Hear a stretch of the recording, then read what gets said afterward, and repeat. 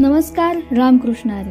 आपल्या चॅनलवर सर्वांचं सहर्ष स्वागत. सार्थ ज्ञानेश्वरी यातील अध्याय 14वा आपण मागील व्हिडिओमध्ये पाहिला. आज आपण अध्याय 15वा पाहणार आहोत, पुरुषोत्तम योग. पण त्याआधी आपल्या चॅनलला सबस्क्राईब करायला विसरू नका आणि व्हिडिओ आवडल्यास लाईक, शेअर आणि कमेंट नक्की करा. अध्याय 15वा. भगवान श्रीकृष्ण अर्जुनास जो गीतोपदेश करीत आहेत त्यातील संसाराचे मिथ्यापण, तो कसा अनित्य आहे हे सांगणे आणि जीव ब्रह्म ऐक्याची महती व कर्म सांगणे हाच ज्ञानेश्वरीच्या या 15व्या अध्यायाचा मूळ विषय आहे. या गूढ अशा विषय निवेदनास प्रारंभ करण्यापूर्वी श्री संत ज्ञानेश्वर महाराज मोठ्या कृतज्ञतेने आपले सद्गुरू श्री निवृत्तीनाथ यांचे मनोभावे मानस पूजन करतात.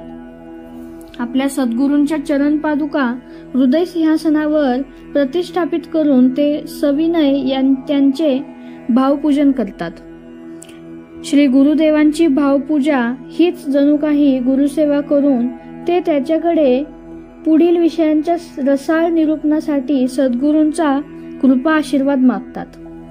ते म्हणतात की गुरुराया, जिथे मन आणि बुद्धी पोहोचू शकत नाही ते परब्रह्म केवळ तुमच्या कृपेने मला शब्द माध्यमातून जिज्ञासू अर्थ श्रोतेजनांपर्यंत पोहोचविण्याचे सामर्थ्य आपण माझ्या कल्पना, बुद्धी आणि वाचेस द्या. श्री संत ज्ञानेश्वर महाराज पुढे सांगू लागतात की तो द्वारकेचा राणा भगवान श्रीकृष्ण अर्जुनास सांगू लागतो की हे पार्था, आत्मज्ञान, आत्मस्वरूपाची ओळख या साधनेत ज्याचा अडसर आहे तो हा संसार प्रपंच म्हणजे एक मोठा वृक्ष आहे. या संसार वृक्षाचे मूळ हे वरती आहे आणि त्याच्या शाखा या खाली विस्तारलेल्या आहेत. म्हणूनच या वृक्षाचा उल्लेख ऊर्ध्वमूल मधशाखा अशा शब्दात केला जातो. खरं म्हणजे संसार हा एक भास आहे जो मिथ्या आहे, असत्य आहे, नित्य बदलणारा आहे. निराकार, अद्वय, आनंदमय आणि निर्मळ सौख्यदायक असे जे परब्रह्म तेच या वृक्षाचे मूळ आहे. ते वर आहे. त्या परब्रह्माची माया ही या वृक्षाच्या रूपाने खाली या विश्वसंसार रूपाने विस्तारलेली आहे. ती संसार माया इतकी प्रभावी आहे की जी आपल्या प्राबल्याने त्या परमतत्वाचा विसर पाडते. जीव हा मुळात शिवस्वरूप आहे. जीव हा ईश्वराचा अंश असूनही तो आपल्या मूळ स्वरूपाला म्हणजे ईश्वरालाच विसरतो. परमतत्वाचा विसर पाडणे हेच या वृक्षाचे मूळ आहे. त्या मुळाला जाणीवेचा, वृत्तीचा मोड येतो. सत्व, रज आणि तम ह्यांना धरून राहणारा अहंकार हे या वृक्षाचे पान आहे. त्याला बुद्धीचा अंकुर फुटतो. त्याला पृथ्वी, आप, वायू, तेज आणि आकाश ह्यांच्या फांद्या लागतात. या वृक्षावरच शब्द, स्पर्श, रूप, रस आणि गंध ही पाने फुटतात. ही 5 पाने सारखी वाढतात. वृत्ती, मन आणि बुद्धी यासह एकूण हा 8चा हिशोब होतो. हा संसार वृक्ष या 8ही गोष्टींना सोडून कधीच नसतो. या वृक्षाला तो नित्य बदलणारा असल्याने, अनित्य असा असल्याने त्याला अश्वत्थ असे म्हणतात. या संसार वृक्षाचे हे अनित्य स्वरूप, त्याचे बदलणे, त्याचे मिथ्यापण हे जो पूर्ण ज्ञानाने जाणतो तोच खरा ज्ञानी होय. पुढे या वृक्षाचा विस्तार कसा होतो हे सांगताना प्रभू सांगतात, वृत्ती, बुद्धी, मन आणि पंचमहाभूते या 8च्या वाटीमधूनच जारज, उद्भिज, स्वेदज आणि अंडज या 4 प्रकारच्या खाणींमधूनच अनंत जीव जन्मास येतात. वेगवेगळ्या असंख्य जीवयोगी निर्माण होतात. पुढे त्रिगुणात्मक वारा सुटला की हा वृक्ष 3 ठिकाणी भेदला जातो. सत्व, रज, तम. अहंकारात असलेल्या या 3 गुणांच्या सामर्थ्यानेच या वृक्षाच्या शाखा 3 प्रकारांनी वाढू लागतात. त्यातील एक शाखा म्हणजे मनुष्य प्राणी. त्या मनुष्य फांदीलाच पुढे 4 वर्णांच्या 4 उपफांद्या फुटतात. त्या मनुष्यरूपी फांदीचा प्रत्येक गुणाप्रमाणे कसा विस्तार होतो, त्याच्यात कशी भिन्नता येते, त्याच्यात काय आणि कोणते फरक दिसतात, ते कार्य कसे चालते, हा सर्व भाग प्रभू अर्जुनास मोठ्या कौशल्याने समजावून सांगतात. हा संसाररूपी वृक्ष ज्या स्थानापासून उत्पन्न होतो त्याच स्थानाशी तो केवळ एका ज्ञानानेच जाऊन मिळू शकतो. त्याच्या पलीकडे जीव जाऊ शकत नाही, कारण ते स्थान, ती स्थिती म्हणजेच ब्रह्मपद होय. या वृक्षाचे मूळ हे त्या ब्रह्मापर्यंत मागे जाते. त्या वृक्षाच्या अनेक विस्तारलेल्या शाखा आहेत. या वृक्षाचा नाश कसा करायचा, तो कशाने करता येईल, असे जर प्रश्न अर्जुना तुझ्या मनात येत असतील तर त्याचे उत्तर असे आहे की या संसार वृक्षाचा नाश करायचा तर प्रथम अज्ञानाचा नाश करायला हवा. केवळ ज्ञान खड्गानेच या वृक्षाच्या अपाट पसरत जाणाऱ्या फांद्या तोडता येतात. हे ज्ञान खड्ग प्राप्त होण्यासाठी विवेक, विचारबुद्धी आणि प्रखर वैराग्य ह्यांची गरज असते. ईश्वरी तत्व आणि भासमान जग ह्यांचे द्वैत्य निराकरण करण्यासाठी तो एक परमात्माच सर्वत्र भरून उरलेला आहे. हा अद्वैत विचार मनात पक्का व्हावा लागतो.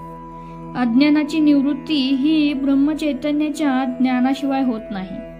हा ईश्वरी मायेचा खेळ कळत नाही. एकदा का मी कोण, तो म्हणजेच मी हे ज्ञान प्राप्त झाले की अज्ञान दूर होते आणि असे भक्त माझ्या स्वरूपापर्यंत येऊन मिळतात. यावर अर्जुन भगवंतास एक प्रश्न विचारतो की देवा, जे भाग्यवान पुरुष तुझ्या स्वरूपाला येऊन मिळतात ते मूळचे तुझ्याशी भिन्न असतात का अभिन्न?